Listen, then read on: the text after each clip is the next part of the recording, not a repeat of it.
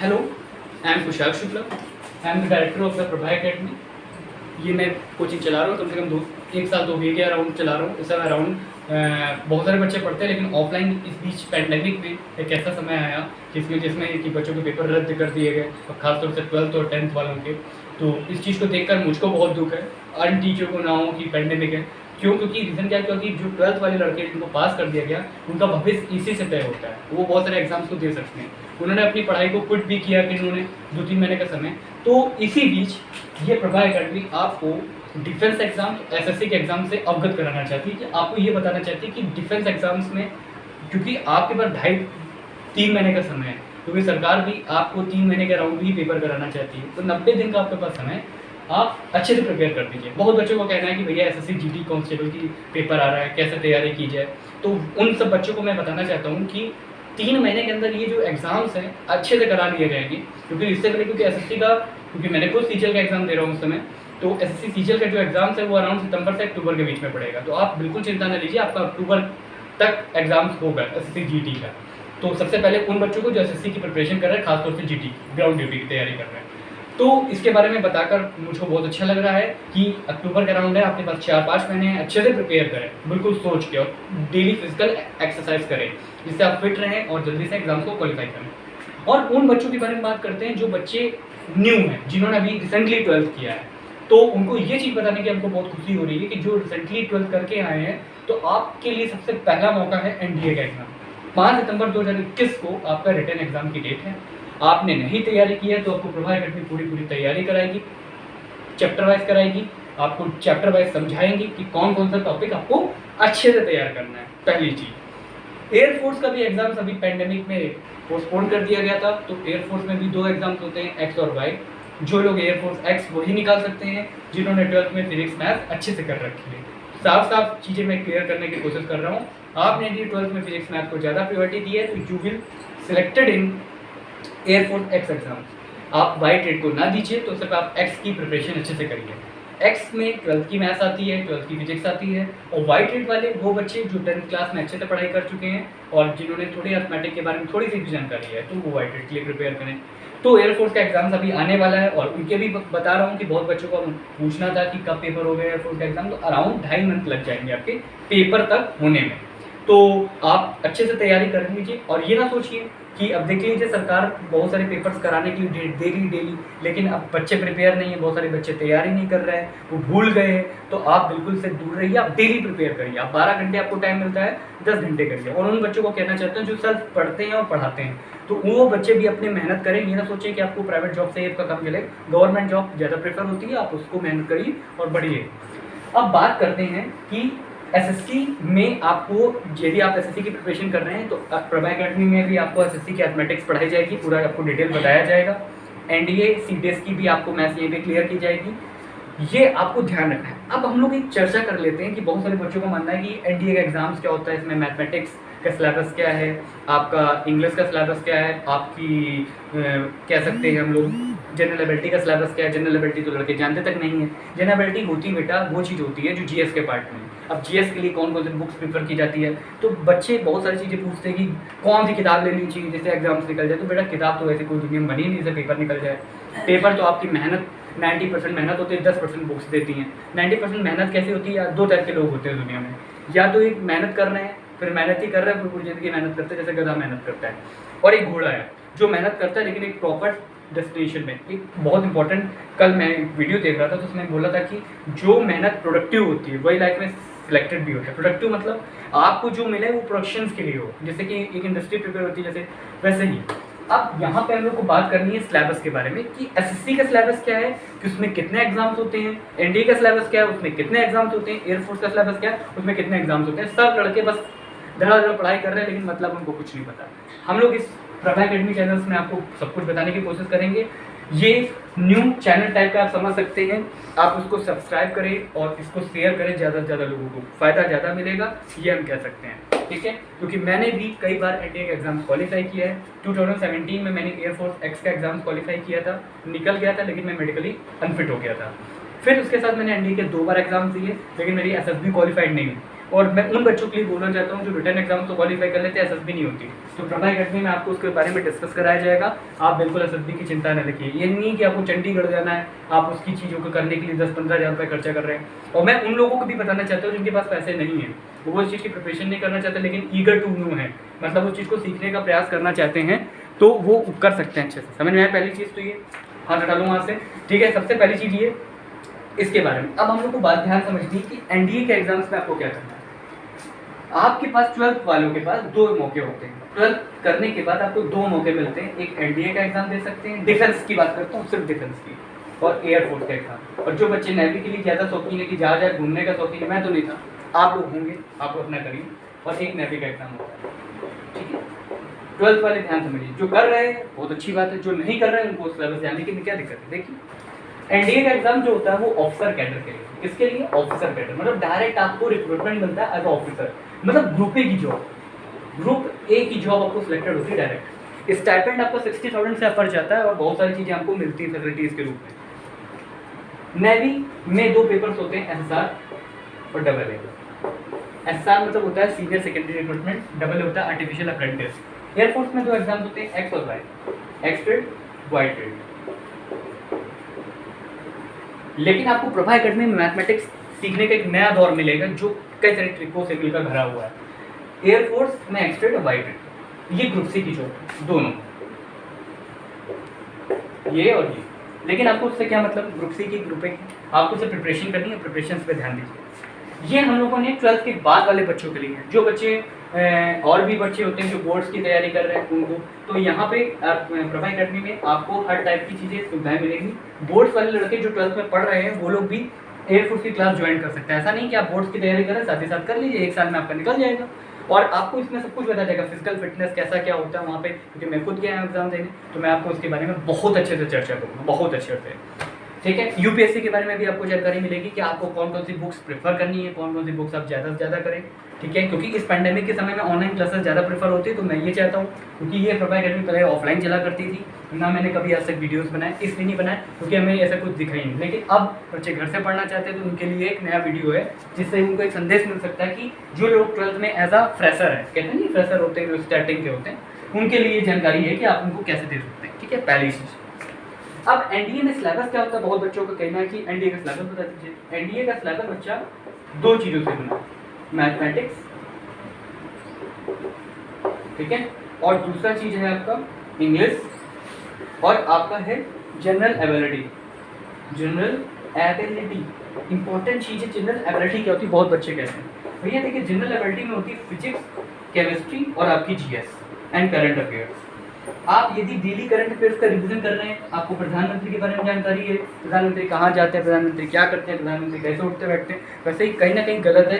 Current affairs में ऐसी चीज़ें नहीं पूछनी चाहिए, लेकिन पूछ लेते हैं कौन सी प्लान आ गए, कौन देश में चल रहा है, लेकिन जानिए क्योंकि आपको करंट अफेयर्स भी आपको जानना है, आपको करंट अफेयर्स भी जानना है, ठीक है। तो आप उसको अच्छे से जानने की कोशिश करिए।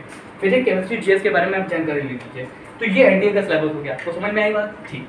एनडीए में आपको हाँ एक और चीज़ है कि बहुत सारे बच्चे कहते हैं भैया हमने पेपर दिया लेकिन मेरा निकला नहीं। तो बेटा ध्यान रखना कि आपका मैथमेटिक्स का पेपर यदि गुड़ गया, मतलब आपके अच्छे नंबर नहीं आए, तो आपका ये 2 एग्जाम की कॉपी नहीं चेक होगी। यूपीएससी का एक रूल है, यूपीएससी का एक रूल ये है कि आपको मैथमेटिक्स में मिनिमम 100 नंबर लाने होंगे। आप यदि 100 नंबर से ग्रेटर नंबर नहीं लाते हैं तो आप एनडीए में सिलेक्टेड नहीं होंगे रिटर्न एग्जाम्स में। आपकी पहली कॉपी तभी चेक होती है जब आपके 100 से अपर होते हैं, नहीं तो उनके पास इतना टाइम नहीं है कि आपके 100 से मान लीजिए 70 आ गए और आप चाह रहे हैं कि आपकी 2 कॉपियाँ चेक हो जाए, पास हो जाए, कट ऑफ निकल जाए, तो ऐसा नहीं है। ऐसा इसलिए नहीं है क्योंकि मैथमेटिक्स में मिनिमम आपको 100 नंबर चाहिए। 100 नंबर का अराउंड का मतलब क्या हुआ कि आपको कम से कम 25 के अराउंड, 50 के अराउंड क्वेश्चन करने जो उसकी सही होने चाहिए, तब आपका एग्जाम निकलता है। ये नहीं कि पता चला आपने सब कर डाले और आधा नेगेटिव चला गया था, पॉजिटिव चला गया तो जीरो ही हो गया।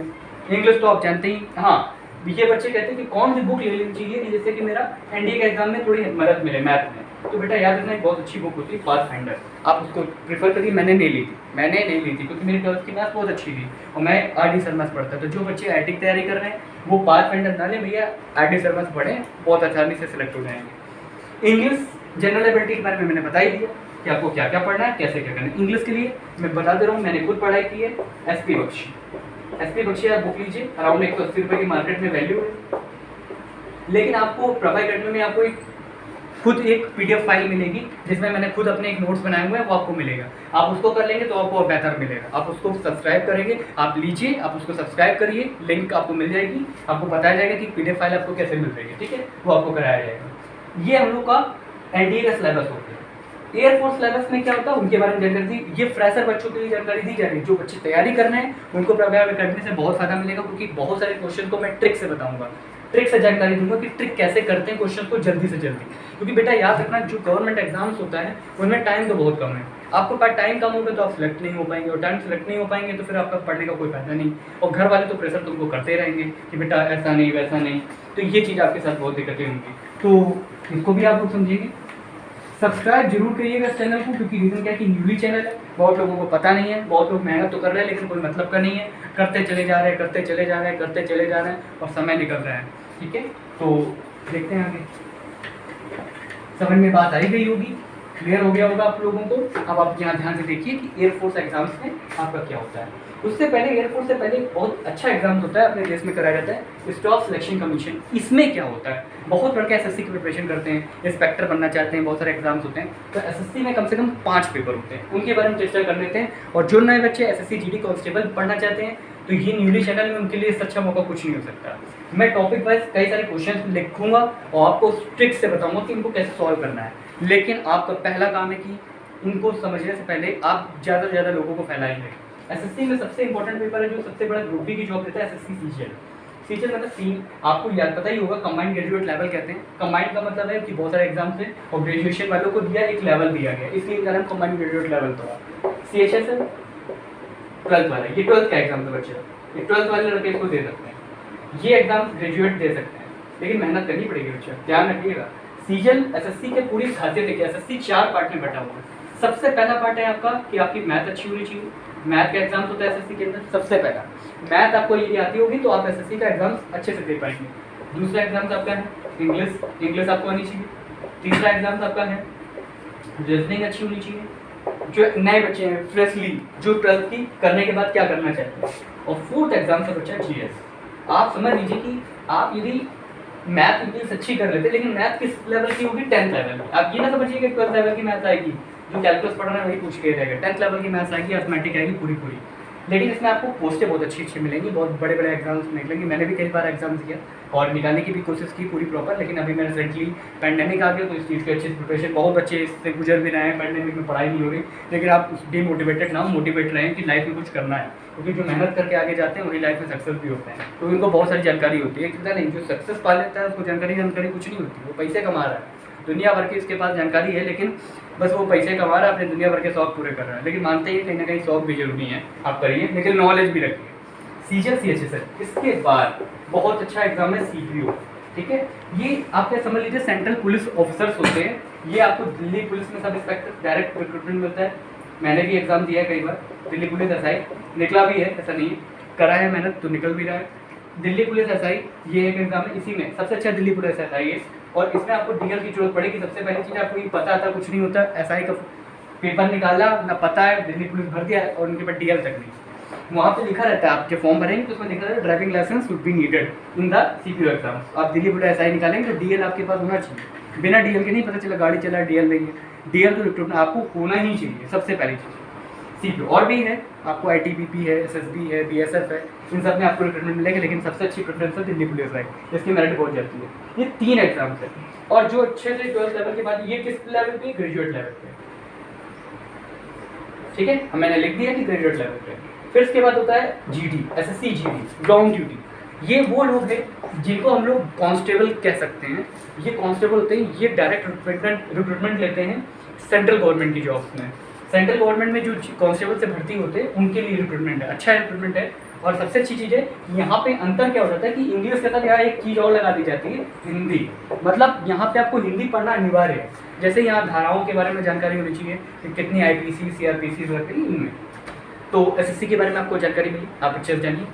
सबसे पहली चीज़ SSC मिल गया, NDA मिल गया। क्लियर हो गया होगा मेरी बात, अच्छे समझ में आई होगी। और आगे ये एक नई एकेडमी है जो चैनल्स के रूप में आप लोगों को मिलेगी ऑनलाइन में, और आप लोग इसको ज्वाइन करिए। चैप्टर वाइज आपको मिलता जाएगा, बताया जाएगा, लिंक भी मिलेगी PDF की, आप बिल्कुल टेंशन न लीजिए। सियोरिटी आपको मैं देता हूँ कि NDA, एयरफोर्स और SSC के जो एग्जाम सेशन है CPU 100% सिलेक्शन दिलाएंगे यहाँ से। 100% सिलेक्शन का अर्थ ये नहीं है, आपको बताया जाएगा कि चैप्टर से कौन कौन से चैप्टर को प्रायोरिटी ज़्यादा से ज़्यादा देनी है, पहली चीज़। सर मैं आपको आ गई होगी। अब हम लोग को बात करनी है एयरफोर्स के बारे में। बच्चा एयरफोर्स अच्छा एग्जाम से IAF होती है, इंडियन एयरफोर्स, इसमें एक्स-रेड होती है।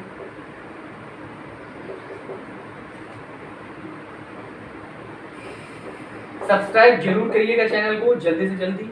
एक्स-रेड में आपको बच्चा याद रखिएगा, फिजिक्स का पेपर होता है, मैथ्स का पेपर होता है बच्चा, और आपका इंग्लिश का होता है। आपको याद रखना, फिजिक्स में 25 क्वेश्चन आते हैं, मैथ में भी 25 क्वेश्चन आते हैं, इंग्लिश में 20 क्वेश्चन आते हैं। ठीक है, आजकल तो ऑनलाइन पेपर कर दिया गया तो बच्चा बहुत घबरा चुके हैं कि एक क्वेश्चन 1 नंबर का होता है और -0.25 की आपकी मार्किंग है बच्चा, ये ध्यान रखिएगा। आपको एक क्वेश्चन गलत करेंगे तो 0.25 नंबर आपके कट जाएंगे, और सही करेंगे तो आपको +1 पकड़ा दिया जाएगा। सबसे अच्छी चीज़ है वाइटेड में क्या है, आपकी इंग्लिश तो कॉमन रहेगी। इंग्लिश आपकी कितने नंबर की रहती है? 20 क्वेश्चन की। लेकिन इसके साथ एक नया चैप्टर जुड़ जाता है, उसका नाम है रागा। रागा क्या होता है? Reasoning awareness and general awareness. RAGA मतलब होता है reasoning awareness and general awareness, मतलब रीजनिंग का आपको अवेयरनेस हो और जनरल अवेयरनेस हो। समझ में आएगी मेरी बात? ये भी कितने क्वेश्चन होते हैं? 30 क्वेश्चन। समझ में आ गई होगी मेरी बात? ठीक है, तो 50 क्वेश्चन हो गया। अब आपको रिसेंटली बताऊँ कि ये जो उसकी कट ऑफ होती है वो कम से कम 43 जाती है। आपको मिनिमम 43 नंबर चाहिए और इसकी कट ऑफ कम से कम 38 जाती है। आपको +38 नंबर चाहिए। आप यदि सिलेक्ट होना चाहते हैं तो 37 नंबर लाइए, इसमें 38। मैंने भी 4 बार एग्जाम निकाला है तो सब में कट ऑफ क्लियर किए, और मैंने देखा कि इतनी कट ऑफ इसकी कम से कम चली जाती है। एक्स का है, ये वाइटेड का है। यदि आप IAF ज्वाइन करना चाहते हैं तो इनमें से आप देख सकते हैं कि, और इसके बाद आपका और भी चीज़ें होती हैं, जैसे यहाँ पर लड़के आने के बाद ये फेज फर्स्ट होता है एयरफोर्स, ये फेज फर्स्ट में इसको डालती है, रिटन एग्जाम्स होता है। इसके बाद फेज सेकंड होता है, उसमें कई सारी चीज़ें होती हैं जो हमको ध्यान रखनी है। आपको समझ में आ गया होगा, अच्छे से क्लियर हो गया होगा। Thank you for watching this video. Prabha academy एक न्यूली चैनल है, आप इसको सब्सक्राइब करें, बहुत सारे लोगों को फैलाएं, क्योंकि ये जो लोग जब इसको देखेंगे जानेंगे तो बहुत सारे लोग इससे अवेयर नहीं हैं, नहीं जानते हैं इसके बारे में, जानकारी तक नहीं है उनको कोई। क्योंकि हम लोग के देश में सबसे बड़ी दीज है कि हम लोग के यहाँ जो ईस्टर्न स्टेट्स है वो वेस्टर्न स्टेट और नॉर्दर्न स्टेट से मतलब नहीं रखते। क्यों नहीं रखते? उसके पीछे रीज़न है। उनको 7 सिस्टर्स के बारे में हम लोग बात करते हैं और पढ़ते भी जियोग्राफी में, तो इनके बारे में जानिए और ये फैलाएं जितना जल्दी जल्दी। ये वीडियो है आपको फेसबुक पे भी मिलेगा, आपको यूट्यूब में मिलेगा, आपको पता है, और टेलीग्राम चैनल पे भी मेरा है, और आपको मैं इसके बारे में जानकारी देता रहूँगा। Thank you for watching this video. नमस्ते एंड थैंक यू।